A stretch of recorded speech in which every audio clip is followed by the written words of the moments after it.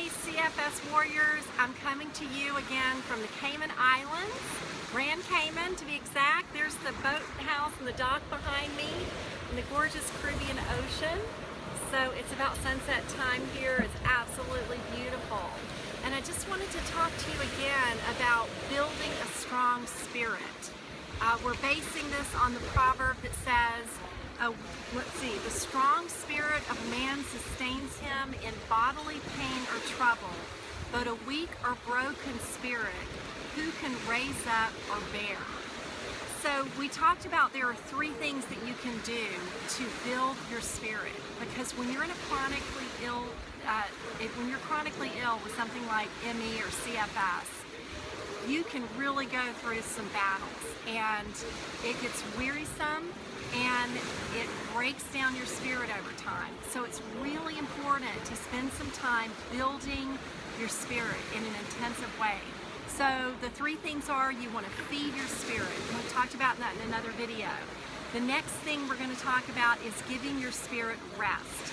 Another of my favorite proverbs says, commune with your heart upon your bed and be still.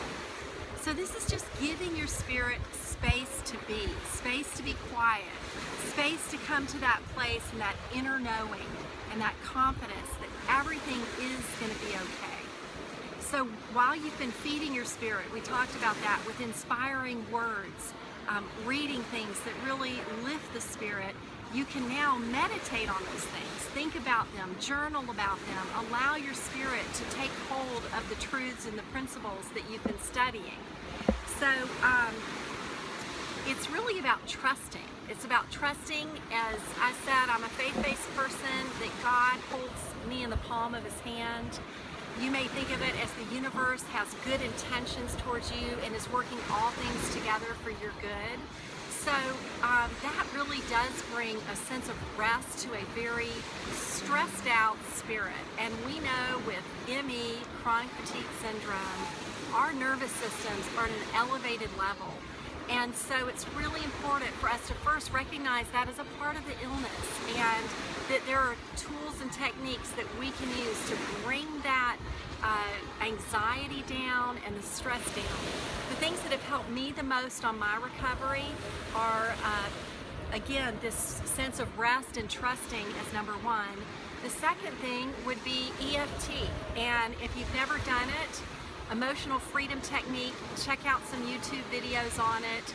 It's very useful for when you're in a state of anxiety to help move that energy out of your body.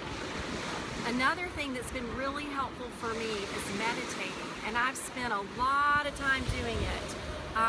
Not mindfulness meditation, which is I'm starting to get into that, but my mind was too busy to do that throughout the illness. So what I used was guided meditations. Basically, they're just relaxation meditations. So I put on the headphones, pull up some favorites on YouTube, and just let my mind rest. And in doing that, my body could get into a deep relaxation. And our mind and bodies and spirits are so connected. So when we're working on one, it's also helping the other. And another thing I did, which I never ever thought that I would ever do, was hypnosis. And I basically just do self-guided hypnosis on YouTube, or one of my favorites is Glenn Harold. And that really helps you get into a mental state of calmness, and your body into a state of relaxation, and your spirit into a state of peace. And the beautiful thing about that is you're using the time that you would be just doing a relaxation meditation as actually reprogramming your subconscious. So I found things on developing self-confidence, on public speaking, on relaxation, on living life to the fullest. So there are lots of different hypnosis tracks that you can find and use to help yourself on your journey. So those are three things you can do: trusting, meditating, and using EFT, and then hypnosis, which is very similar to meditating. I used to be kind of afraid of it, so if you're like me, just check it out, listen to it without doing it, and then you'll see, oh, there's nothing really wrong here in it. So again, I want you to think about your spirit in recovery, just like your body's in recovery, because your spirit, as you build your spirit, it's going to actually help you in your physical recovery. And think again about not having that broken down city, an ancient ruin, but think about having a gleaming walled city with a citadel that's bright, and that can be your spirit as you build it. Another thing is, there is another proverb, I really like quotes in Proverbs, as you can see, that says, he who rules his spirit is better than he who takes a city.